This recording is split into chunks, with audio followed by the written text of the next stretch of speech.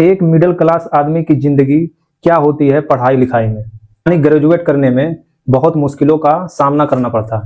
क्योंकि अगर पैसा है तभी आप पढ़ पाओगे, नहीं तो नहीं पढ़ पाओगे। इंडिया में पढ़ाई लिखाई यानी पैसा। एक बाप अपनी पूरी जिंदगी दाव पे लगा देता अपने बेटे को पढ़ाने में, तो एक अमीर आदमी के लिए पैसा मायने नहीं रखता। अगर कोई ग्रेजुएशन कर रहे हो, एग्जाम्पल डॉक्टरी, कलेक्टरी, साइंस, आर्मी, पुलिस, अदरवाइज कोई भी ग्रेजुएशन हो, बहुत प्रॉब्लम का सामना करना पड़ता। और ये बात एक अमीर आदमी के लिए कोई मायने नहीं रखता। अगर एमडी का 2 करोड़ लग रहा है तो उसके लिए कुछ नहीं है, कहीं से भी अरेंजमेंट कर देगा। और एक गरीब बाप को 100 बार सोचना पड़ेगा कि 2 करोड़ कहाँ से लाऊं। एक मिडिल क्लास के लिए इतना पैसा बहुत मायने रखता है। आइए जानते हैं ऐसी ही एक कहानी से।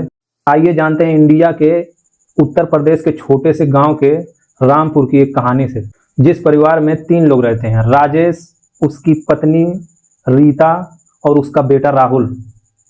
3 लोग रहते हैं। राहुल बहुत छोटा रहता है, यही कोई 4 या 5 साल का। तो राजेश के परिवार में ना तो राजेश पढ़ा लिखा रहता है, ना उसकी पत्नी पढ़ी लिखी रहती है। और वो लोग सोचते हैं कि राहुल को पढ़ाएंगे। और गांव के बाहर जो छोटे छोटे सरकारी स्कूल रहते हैं उसमें राहुल पढ़ता है, कक्षा 1 में। कुछ टाइम बीतता है, 8-10 साल के बाद राहुल आता है, मतलब 10वीं कंप्लीट करके, हाई स्कूल कंप्लीट करके आता है राहुल। अपनी माँ से बोलता, माँ मुझे और आगे अभी ग्रेजुएशन कर। उसका सपना था कलेक्टर बनना, वो कलेक्टर बनना चाह रहा था। और उसकी माँ बोलती है, बेटा हम लोग गरीब आदमी हैं, हम इतना नहीं पढ़ा पाएंगे।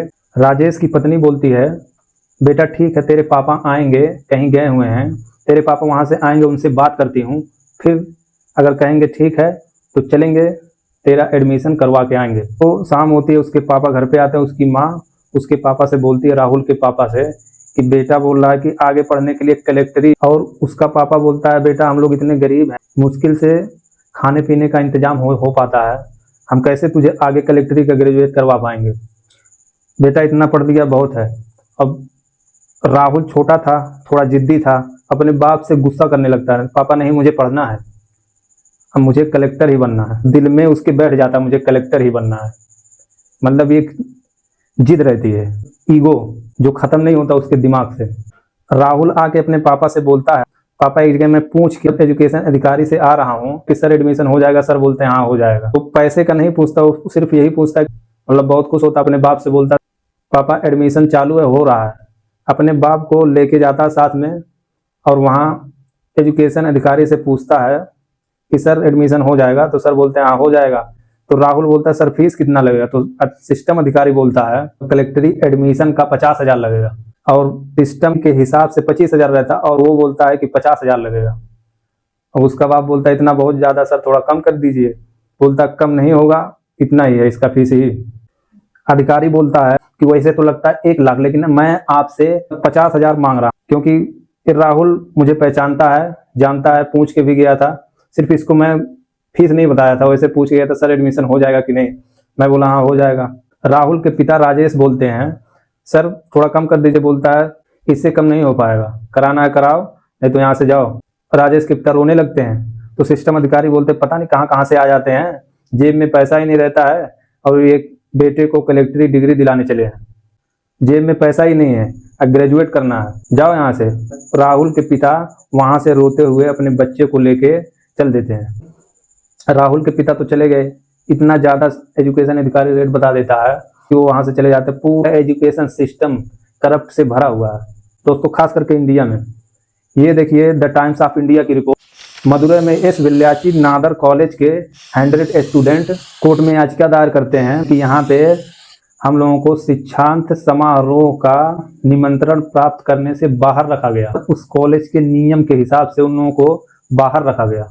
नियम के हिसाब से वहाँ की फीस 500 रुपये थी, और वहाँ के सिस्टम अधिकारी यानी एजुकेशन अधिकारी 500 की बजाय 7,000 वसूल करती है। तो मैं ये नहीं कहता हूँ, ये वहाँ के 100 स्टूडेंट बोल रहे हैं। इससे क्या होता है, एक गरीब स्टूडेंट अपनी हिम्मत हार जाता है।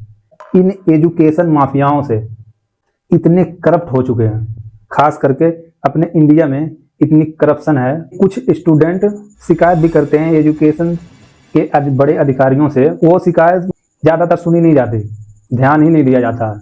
कुछ लोग ध्यान भी देते हैं, आगे तक लेके जाते हैं, तो वहाँ क्योंकि एजुकेशन माफियाओं से ये लोग मिले रहते हैं, ये बात सरकार तक जाने ही नहीं देते।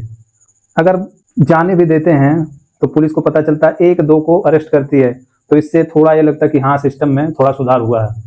ये तो ना के बराबर है, कुछ भी सुधार नहीं। ये देखो दोस्तों, द इकोनॉमिक टाइम्स क्या कहता है कि हमारे इंडिया में जो पुअर स्टूडेंट्स हैं यानी गरीब बच्चे, उन ग्रेजुएट करने में रोका जाता है, यानी हौसला खत्म करती है ये सिस्टम अधिकारी, एजुकेशन सिस्टम अधिकारी जो हैं ये लोग हौसला खत्म करते हैं कि बहुत ज़्यादा पैसा लगता है, आप ग्रेजुएट नहीं कर पाओगे, ये अमीर लोग ही कर सकते हैं। पुअर स्टूडेंट का हौसला ये एजुकेशन माफिया खत्म कर दिया है। अब मैं आता हूँ अपनी टॉपिक पे वापस। राहुल के पिता राहुल को घर लेके आते हैं और राहुल बोलता ठीक है पापा कोई बात नहीं, ये कहीं और देख लेंगे। तो वहाँ 1 की बजाय 1.5 लाख बोलता है और उससे क्या रहता है, धीरे धीरे राहुल अपना हौसला हारते रहता, मतलब अंदर ही अंदर से हारता अपना हौसला।